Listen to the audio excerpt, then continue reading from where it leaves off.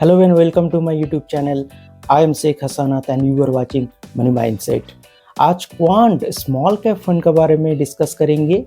बहुत सारा investor quant small cap fund में इन्वेस्टेड किया है, लेकिन ये फंड का हालत प्रेजेंट टाइम में कैसा है जानेंगे इस वीडियो में। कोविड का टाइम से क्वांट का जो म्यूचुअल फंड है बहुत अच्छा परफॉर्म कर रहा था, लेकिन पिछले एक साल से क्वांट का जो म्यूचुअल फंड है, खास करके जो स्मॉल कैप फंड है, इसमें बहुत गिरावट देखा गया है और परफॉर्मेंस बहुत ख़राब हो चुका है। अगर नंबर्स देखें तो नंबर्स ठीक ठाक नहीं है। डिटेल एनालिसिस करेंगे। चलिए देखते हैं बेसिक डिटेल्स इस फंड का। तो ये फंड का लॉन्च डेट है 2013।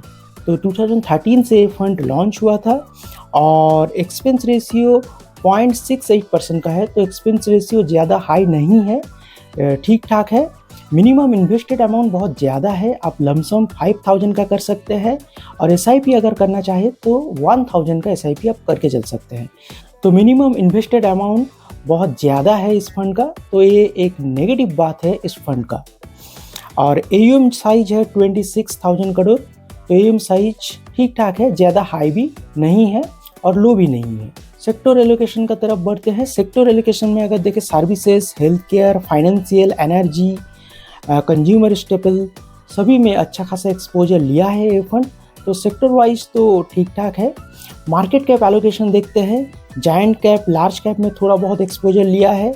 मिड कैप में बहुत बड़ा एक्सपोजर लिया है, 44.88% का एक्सपोजर लिया है। स्मॉल कैप फंड है लेकिन मिड कैप में एक्सपोजर ज़्यादा है और लार्ज कैप में थोड़ा बहुत एक्सपोजर है। स्मॉल कैप में 50% का एक्सपोजर लिया है ये फंड।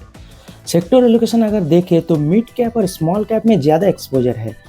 अगर ये स्मॉल कैप फंड है तो स्मॉल कैप में ज़्यादा एक्सपोजर होना चाहिए, ये बेहतर होता है, लेकिन मिड कैप में ज़्यादा एक्सपोजर लिया है ये फंड। अब चलिए होल्डिंग्स देख लेते हैं। होल्डिंग्स जो स्टॉक्स आप देख रहे हैं, ये स्टॉक अच्छा स्टॉक है, स्टॉक इतना बुरा नहीं है, लेकिन ये स्टॉक अभी नहीं चल रहा है, इसलिए फंड का जो परफॉर्मेंस है वो बहुत ख़राब हो चुका है। रिलायंस इंडस्ट्रीज, जियो फाइनेंस जो लार्ज कैप स्टॉक है, इसमें बड़ा एक्सपोजर लिया है, करीब 10% और 7% का एक्सपोजर लिया है ये फंड। तो लार्ज कैप स्टॉक्स में बड़ा एक्सपोजर लिया है ये फंड।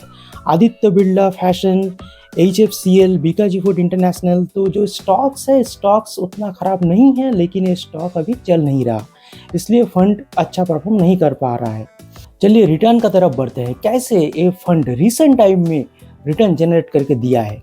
लॉन्ग टाइम में तो अच्छा रिटर्न बना के दिया है। अगर लंबे टाइम पीरियड में देखें 5 ईयर्स या फिर 10 ईयर्स में बहुत अच्छा रिटर्न बना के दिया है।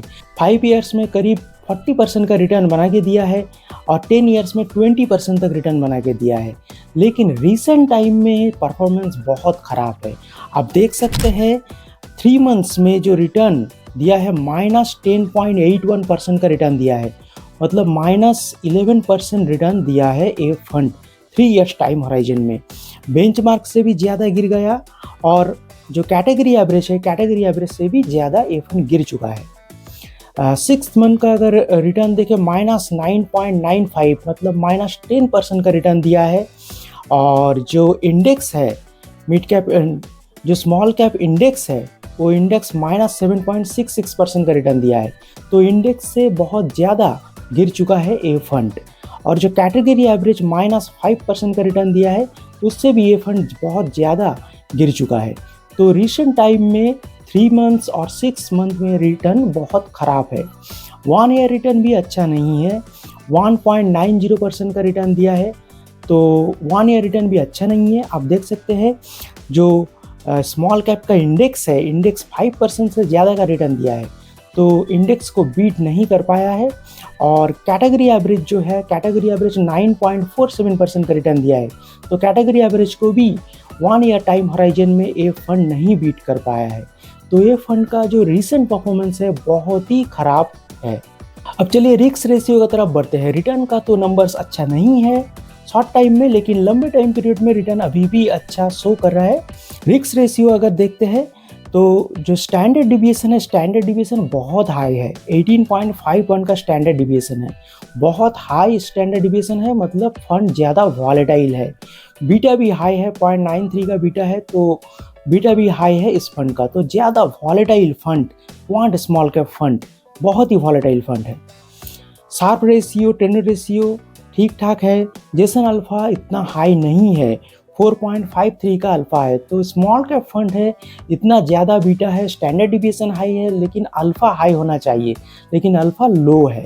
इसका मतलब ये फंड जितना रिस्क ले रहा है उतना ज़्यादा रिटर्न बना के नहीं दे पा रहा है। अब चलिए कंपेयर करके देखते हैं स्मॉल कैप कैटेगरी के बाकी सब टॉप परफॉर्मिंग फंड का साथ।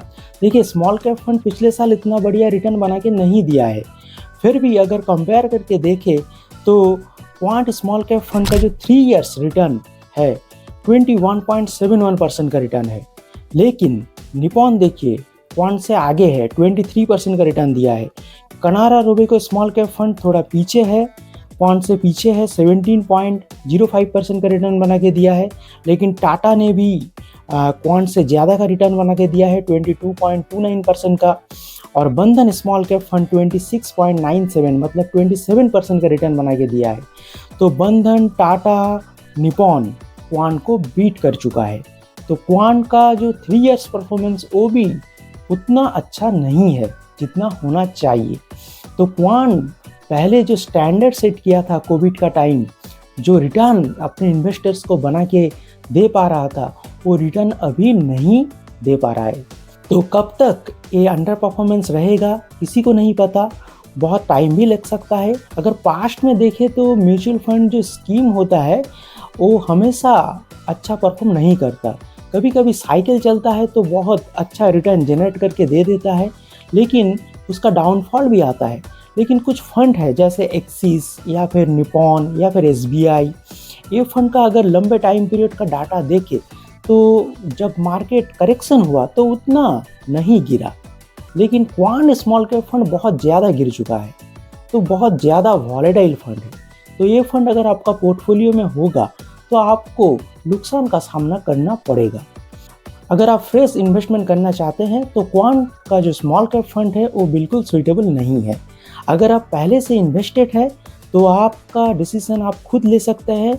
आपने नंबर्स देखा, रिटर्न्स देखा, रिस्क रेशियो देखा, तो ये सब का जो डाटा है ठीक नहीं है, नंबर्स बहुत ख़राब हो चुका है। अगर आप चाहे तो और भी कुछ दिन देख सकते हैं। अगर आप एग्ज़िट लेना चाहते हैं तो ये टोटली आपका ऊपर है, आप खुद डिसीजन ले सकते हैं। और फ्रेश इन्वेस्टमेंट के लिए तो ये फंड से दूरी बना के रखना ही बेहतर होगा। तो ये था आज का video. For more such video देखते रहिए मनी माइंडसेट।